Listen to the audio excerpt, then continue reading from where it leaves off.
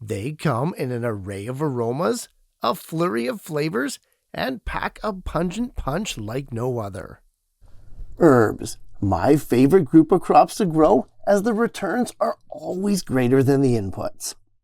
And like any other plant or crop, there's two ways to start your herbs: cuttings or seeds.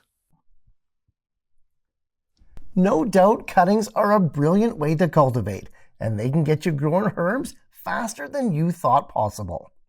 But not all crops that are classified as herbs can enjoy this method to grow, as herbaceous stems without an abundance of nodes are pretty difficult to get actively rooting.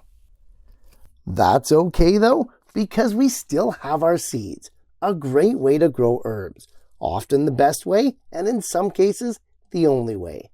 I've got 5 for you here today, all planted the exact same way. If you ever wanted to be swimming in unlimited herb goodness, you've come to the right video. Herbs are often defined as lush, fast-growing aromatic plants that lack a woody stem. Culinary use has widened this definition to include woody perennials such as thyme and this rosemary here, but in terms of reliably growing from seed almost every time, unfortunately, they don't make the list here today.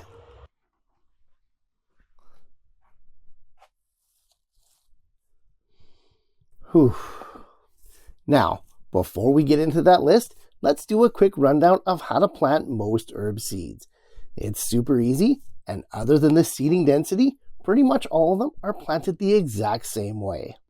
Like all other seeds, germination in herbs is controlled by moisture and heat, and it's the soil we use that facilitates this.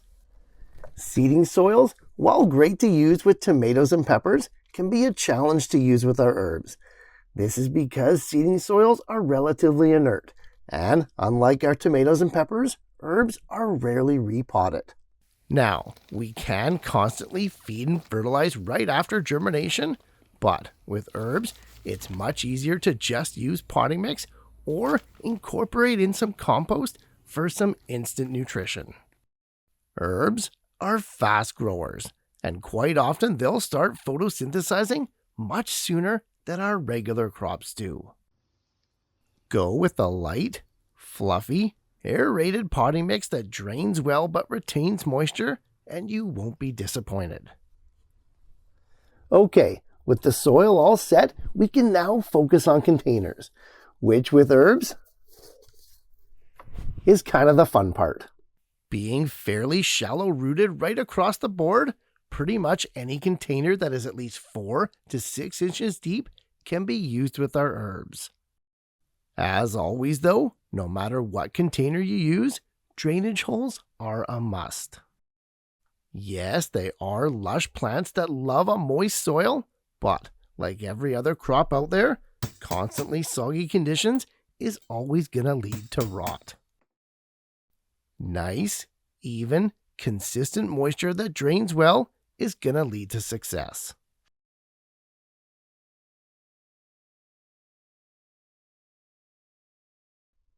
Okay, with our soil and containers all figured out, it's time to get planting. Now, all these guys here were planted the exact same way about 4 weeks ago. It's super easy. Let me show you how. When sowing herb seeds, because they're planted so shallow, it's always easiest to fill up your pot or container first. Using that mix we just mentioned, fill up your pot, plant, or a container right to the top and then compress it down about an inch. Now, with that nice level landing pad, broadcast your herb seeds right on the surface at the recommended density that's on the back of the seed packet. Some herbs, like arugula and this cilantro here, are mass seeded, while others grow best from just 1 or 2 highly branched individuals like basil.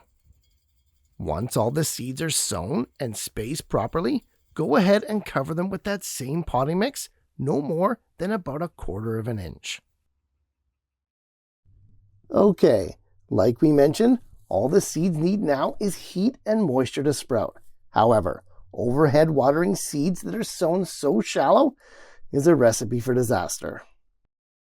If we go ahead and water from above now, those seeds are going to be blasted everywhere, negating all the hard work that we've done up to this point.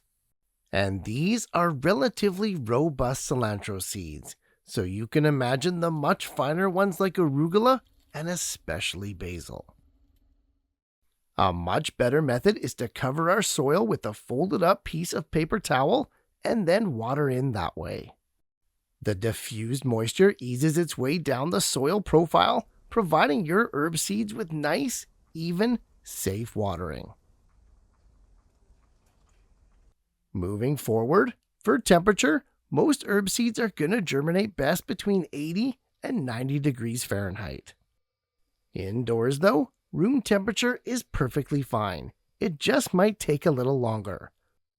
But when growing herbs, it's not really a race anyways. It may simply take them 2 to 3 weeks to sprout instead of the normal 5 to 7 days. After germination, as it is with all plants, the focus becomes all about the light. There's no doubt that intense, full-spectrum light for 12 to 14 hours a day is going to grow your herb plants the fastest. However, unlike virtually all of our other crops, speed isn't necessarily the goal here. Slow growing with constant harvesting over many months is one of the big benefits of growing herbs indoors. This is why room temperatures and light from a sunny window or even diffuse light from a bright room is enough to sustain these amazing plants. Water your herb plants about once a week, less if the soil is maintaining its moisture. And that's growing herbs in a nutshell. Pretty straightforward stuff. We'll harvest it as we need it, with all but the basil being cut down right to the soil level. So, without further ado, let's get into our top 5 list of herbs to grow from seed. The first one is this cilantro here.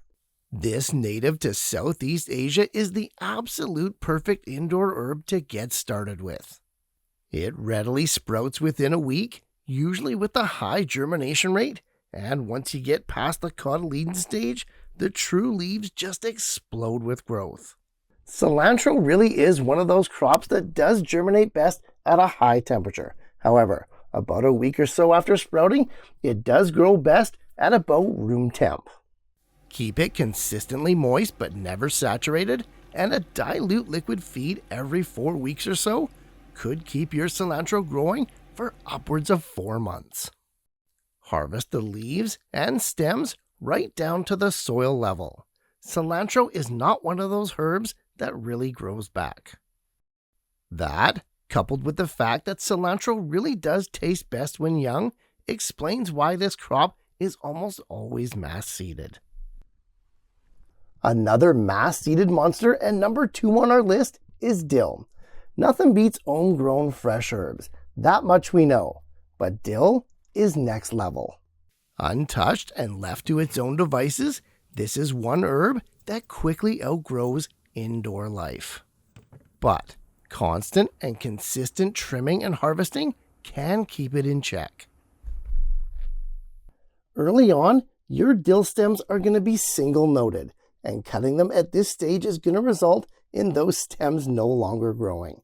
However, left to grow a little bit longer and a little bit taller is going to let your dill branch out, allowing you to more easily multi-harvest. And despite its fine, intricate foliage, dill does transpire a lot. So watch those moisture levels, because indoors, this guy can really dry out fast. Native to northern Africa, dill will send out quite a large taproot when searching for that moisture. So, when choosing the right container to grow your dill in, make sure that you can provide at least 6 inches of depth for that soil profile. If dill and cilantro give us the flavor, then this next one brings the spice. I'm talking arugula, a peppery and tart brassica variety that's become a super popular salad green lately for those looking for an extra kick.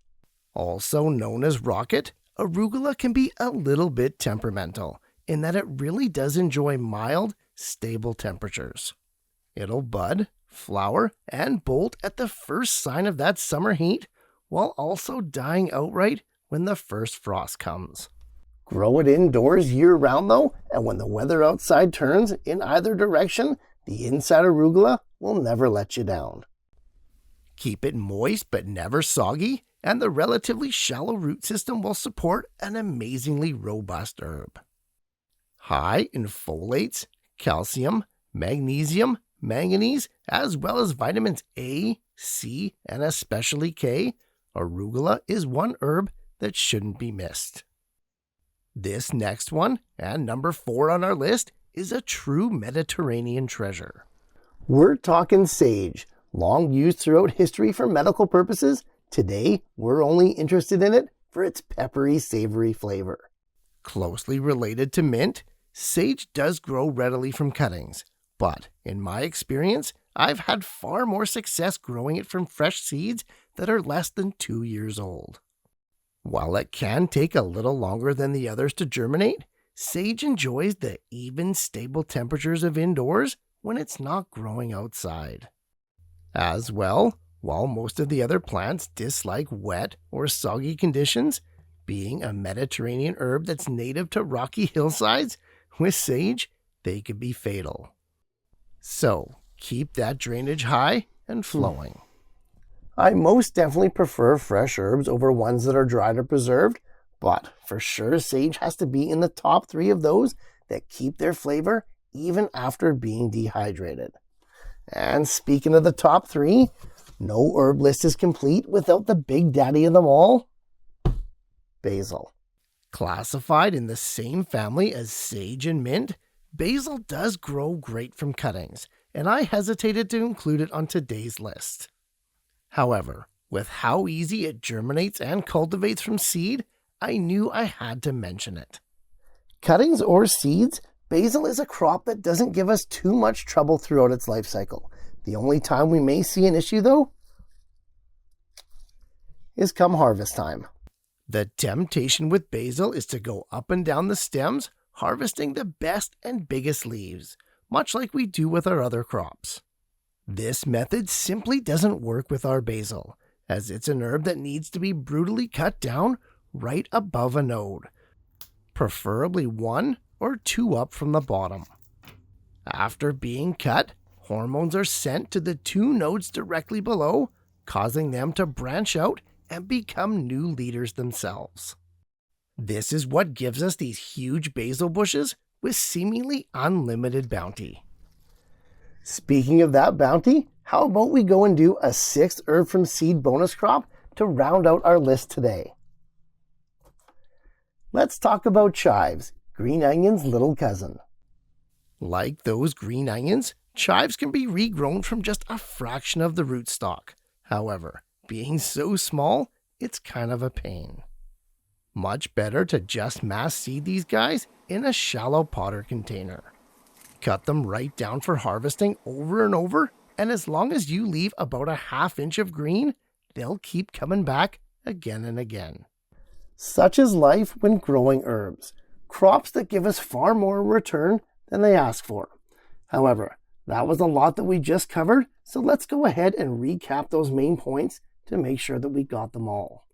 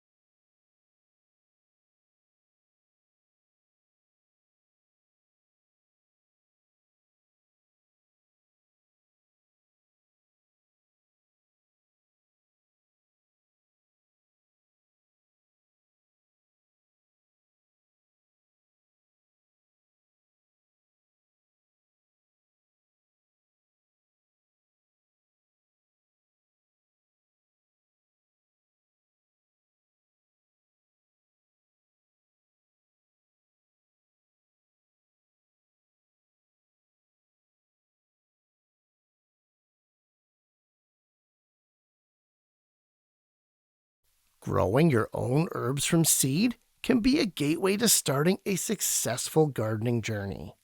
Easy to plant, grow, care for, and harvest, the rewards for growing herbs are both near instant as well as infinite.